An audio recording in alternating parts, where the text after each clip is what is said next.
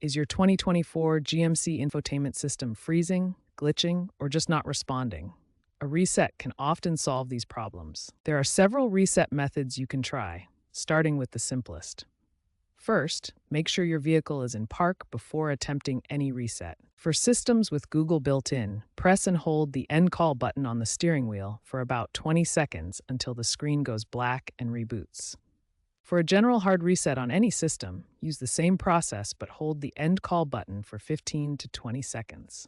If you have an IntelliLink system, you can perform a factory reset through the Settings menu. Navigate to Settings on the home screen, then select Return to Factory Settings. Important warning: a factory reset will erase all your personal data and settings, returning the system to its original state. Make note of any downloaded apps you may want to reinstall after the reset. These reset methods should resolve most infotainment system issues. Try the soft reset first, then move to harder resets if needed.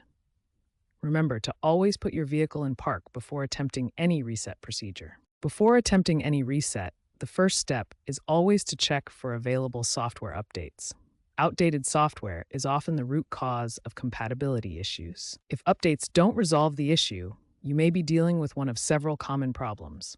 These include system freezing, Bluetooth connectivity issues, software glitches, audio problems, and navigation errors. For Bluetooth connectivity issues, try updating both your infotainment system and smartphone software. You can also reset your Bluetooth settings or remove and repair your devices. For audio problems, ensure all audio connections are secure and check that cables are properly connected.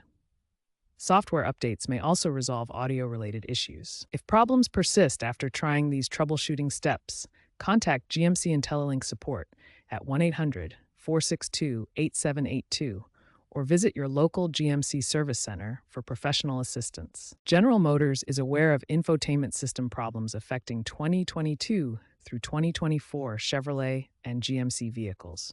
They are actively working on solutions, so check periodically for updates from your dealer.